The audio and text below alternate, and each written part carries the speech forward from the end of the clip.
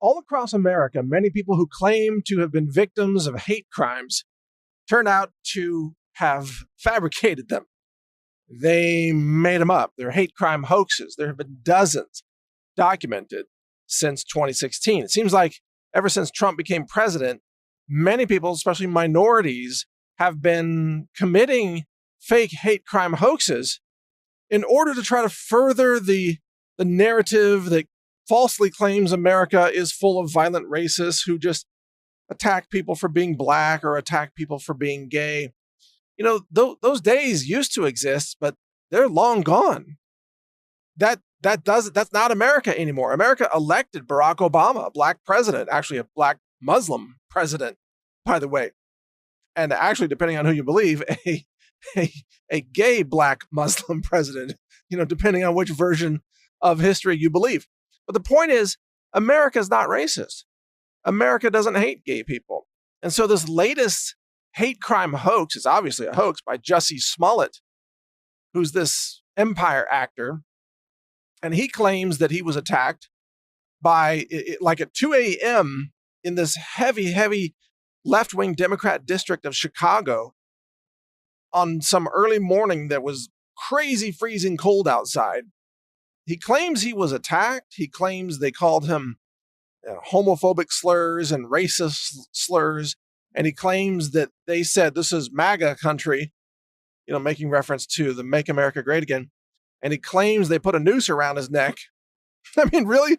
Who's walking around Chicago at 2 a.m. just with a spare noose, just in case you encounter some famous actor going to a Subway sandwich place at 2 a.m? Give me a break. Well, it turns out Smollett didn't realize that Chicago is one of the most heavily surveilled police state cities in America. There are cameras everywhere. So since he came out with this accusation, and of course the left-wing media ran with it because even though it was entirely unsubstantiated, it fit their narrative. So they put a lot of pressure on the Chicago police to do an investigation. So they gathered up all the video footage of the city.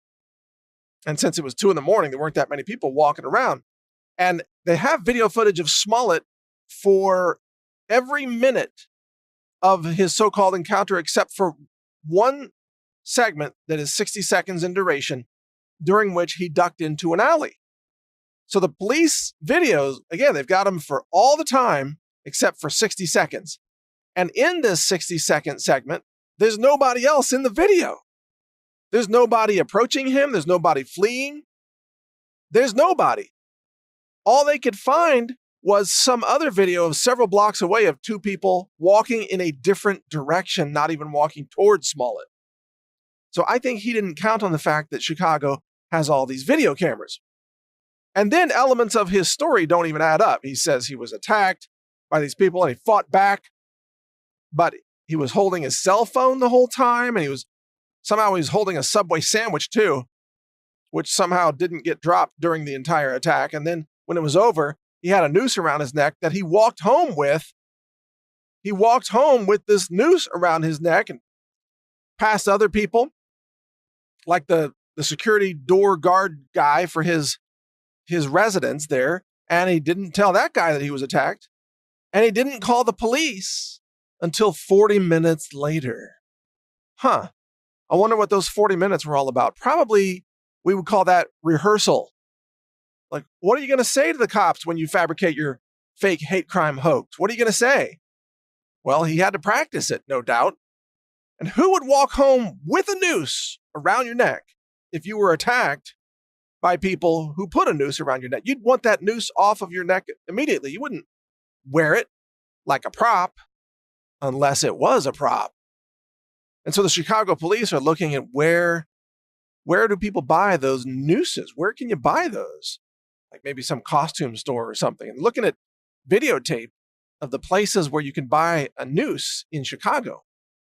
And now another development is they found out that one of Smollett's friends, a fellow actor on Empire, apparently, according to current reports, was dropped off in that area by Uber or Lyft. And so the police got a hold of the transport records I don't know if it was Uber or Lyft. It was one of those, a rideshare company. And they found out that Smollett's friend was there. They were somewhere involved. And so the police brought that guy in for questioning. And another guy they brought in who was also a friend of Smollet. And so what it looks like, and again, with the disclaimer that this is still a fluid situation, the police haven't filed charges yet, although it looks like they are going to at some point. But what it looks like right now is that Smollet made this up and may have had the help of his fellow actor friends. And they're professional actors. This is what they do. They're good at acting.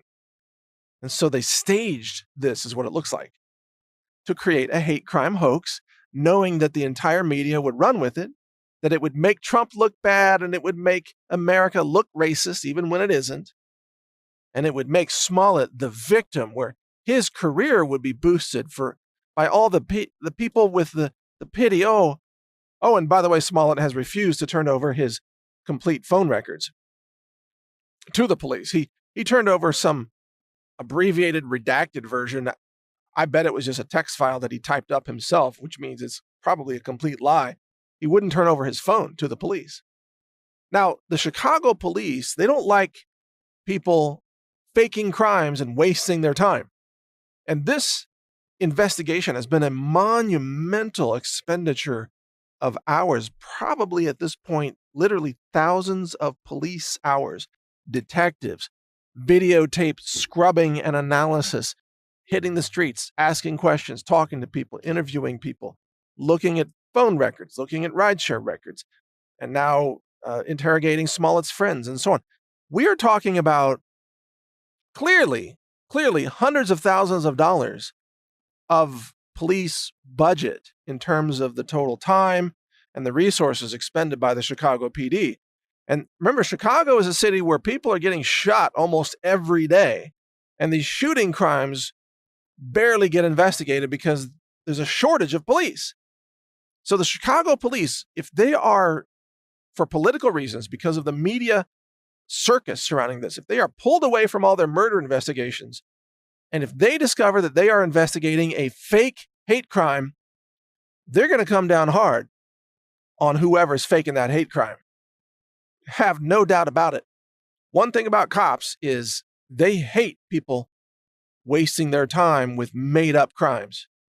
I know cops, they hate that crap, and they will go after you. They will file charges against you if you do that. And they should. You know, if you fake a hate crime hoax and you waste the time and the resources of the Chicago PD and you commit this massive fraud upon the nation, you should be charged with a crime.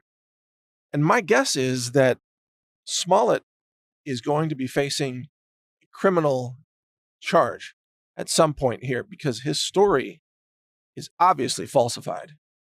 I believe he faked it. And of course, faking a hate crime discredits the rare cases where hate crimes are real. And that's the other bad effect of this, you could say, for society, is that this is the boy who cried wolf. You know, the nursery rhyme, the boy who cried wolf. You cry wolf too many times, nobody believes you. Well, too many fake race hate crime hoaxes, then when there is a real one, nobody believes that either, you see? So my guess is this guy, Smollet, he gets charged eventually. This whole story is falling apart. He also changed his story multiple times. He never seems to have the same story come out of his mouth when he's describing what happened to him because it wasn't real. Instead of recalling details, he's trying to fabricate them. In my view, I think it's very clear. And then he claims to be the victim of people who say they don't believe him. So, he's victimized twice. First, he was beat up by horrible racists and homophobes, and then nobody believed him. He's a double victim. He's a double victim. Because it's people like him, these fake crybullies who are experts at playing the victim. So yeah, he's got a PhD in victimology. That's his number one skill, is playing the victim. So of course he's going to double down on it and claim to be the victim twice. How disgusting. It's incredible. Stay informed on this. The Gateway Pundit has the best coverage of this in real time. thegatewaypundit.com. You can also read my website, newstarget.com. for updates, although we're not as fast as the Gateway Pundit. Hey, you know what? I thank you for listening, but I just want to say any kind of, racist violence is wrong. It's bad. And anybody who commits real violence against someone else because of the color of their skin, that person should be indicted. And now what do we see from the left? Massive hatred against people for being white, calls for violence against Christians, calls for violence against Trump. The violence is coming from the left. And yet it's the left that's pretending to be the victims of the violence. They are the source of it. They are the violent factories. They are the originators of the violence. And that's why they need to be exposed and stopped. Thank you for listening.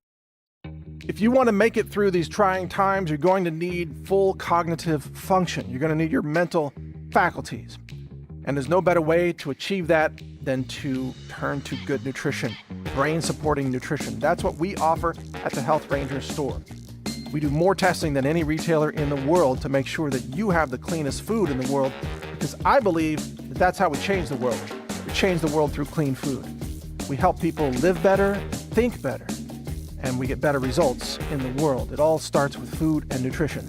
Check it out. We have over 700 products now at healthrangerstore.com. Thank you for your support.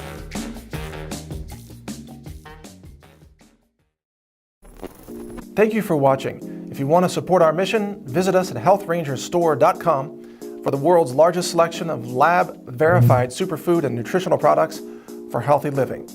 It's at healthrangerstore.com.